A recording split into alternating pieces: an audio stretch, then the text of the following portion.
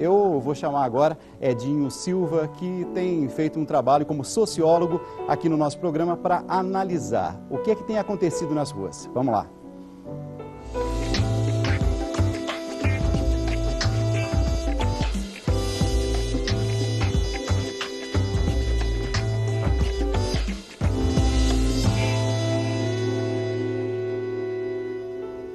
Nessa noite eu recebo Edinho Silva, sociólogo e nosso comentarista de cidadania.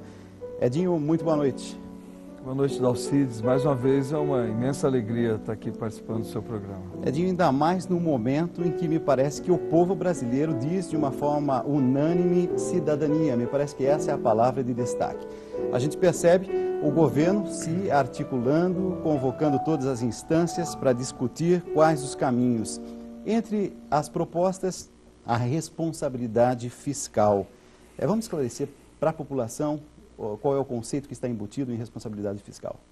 Primeiro, Dalcides, a semana passada nós comentávamos aqui que a grande saída para essa crise seria os governos, tanto os governos municipais, os governos estaduais, como o governo federal, criar uma agenda de diálogo com os movimentos, né?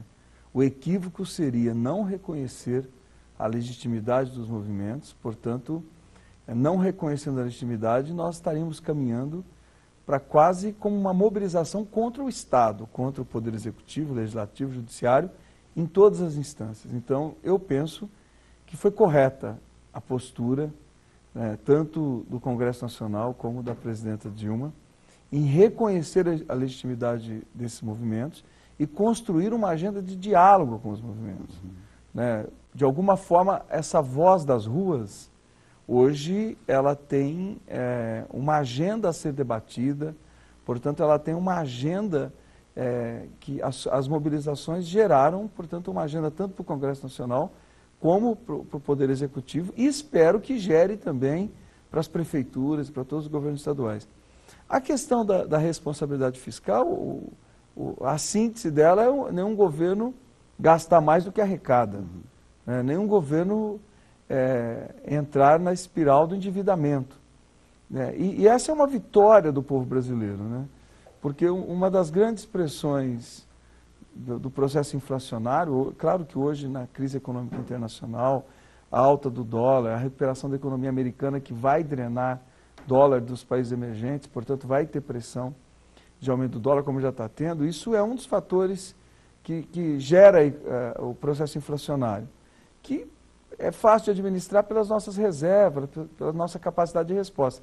Mas também uma das pressões é a questão do déficit, de você gastar mais do que se arrecada. Então essa agenda é fundamental, né? Você governar prefeituras, estados e a União com muita responsabilidade administrativa, evitando o déficit fiscal. A gente vai acompanhar agora o pronunciamento de ontem, um pequeno trecho, onde a presidente Dilma falava especificamente sobre a questão da saúde. Vamos lá.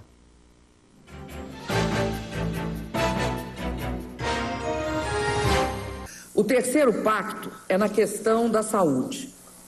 Quero propor aos senhores e às senhoras acelerar os investimentos já contratados em hospitais, UPAs e unidades básicas de saúde. Por exemplo, ampliar também a adesão dos hospitais filantrópicos ao programa que troca dívidas por mais atendimentos.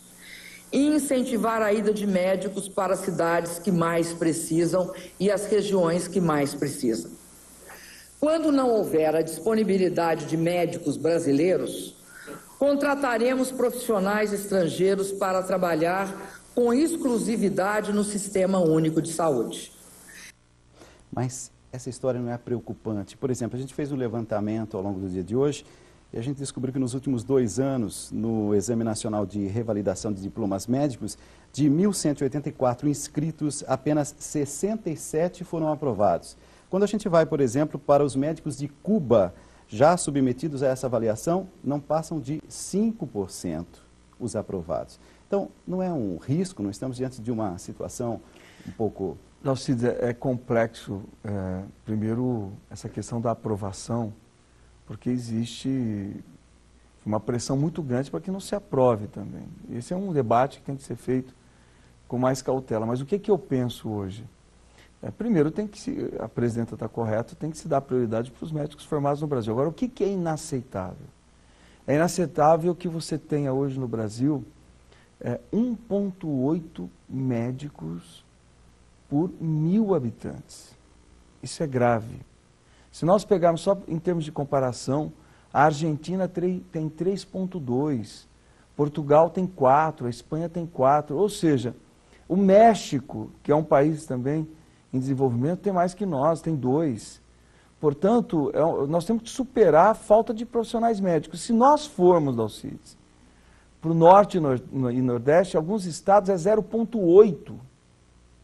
É 0,8 médicos por 1.000 habitantes.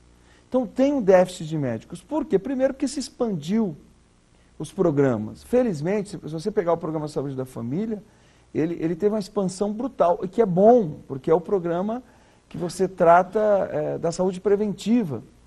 Então nós temos, o problema da saúde no Brasil são vários, desde da gestão, no meu entender, né, o financiamento, mas também tem um problema de falta de médicos. Então, claro que você não pode aprovar a validação de diplomas sem um exame sério. Um exame sério, não é exame para impedir que o médico exerça a profissão. Um exame onde você possa testar os conhecimentos desse médico. Você tem uma ideia, Dalcides? Nós temos hoje um déficit de 54.000 médicos no Brasil. Hoje esse é o déficit. Portanto, o Brasil não consegue nem se validar aí 20.000 diplomas, você vai zerar o déficit. Então, você tem que ter um critério sério de validação de diplomas. Eu penso isso em todos os sentidos, não só de médico estrangeiro, também nós temos que acompanhar a qualidade de formação dos médicos brasileiros, mas, evidente, nós temos que superar essa falta de médicos, principalmente para as populações mais pobres. Então, os médicos brasileiros que venham, se credenciem e que também não escolhem, não pode escolher trabalhar em São Paulo, Rio de Janeiro, Minas Gerais, Espírito Santo, Rio Grande do Sul, Santa Catarina. Você tem que dar conta dessa população que precisa de médicos nos estados do Nordeste, nos estados do Norte. Muitas vezes nas regiões que não tem faculdades, não tem universidades, portanto, a população não tem acesso. Agora, é um problema que precisa ser superado, eu não tenho dúvida nenhuma. Uma outra questão que tem também sido fonte de muita discussão a respeito da educação. E a gente tem mais um trechinho do pronunciamento da presidente Dilma. Vamos lá.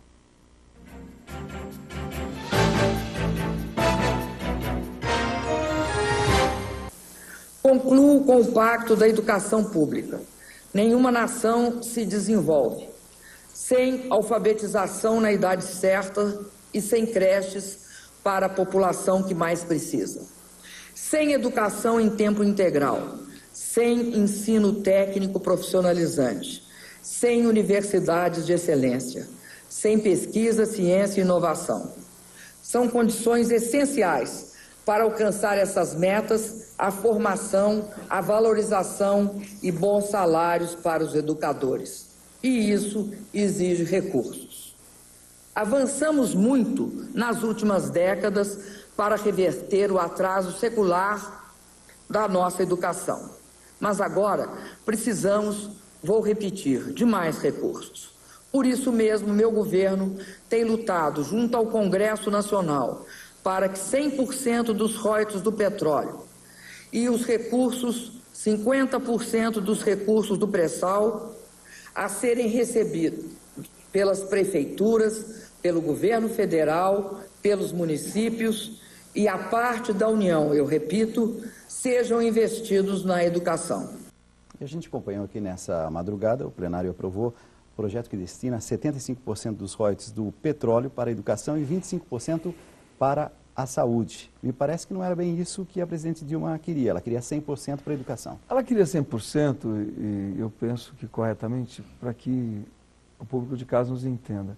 O petróleo é uma fonte esgotável. Infelizmente, nós temos visto em muitos países do mundo, você pega a riqueza do petróleo e muitas vezes transforma em ostentação. Agora, essa fonte vai esgotar, ela vai acabar. Como que você pode fazer com que uma fonte esgotável, que gera riqueza, que é um produto extremamente valorizado como o petróleo, possa virar patrimônio de uma nação. Qual é o maior patrimônio de uma nação? É o investimento na educação do seu povo.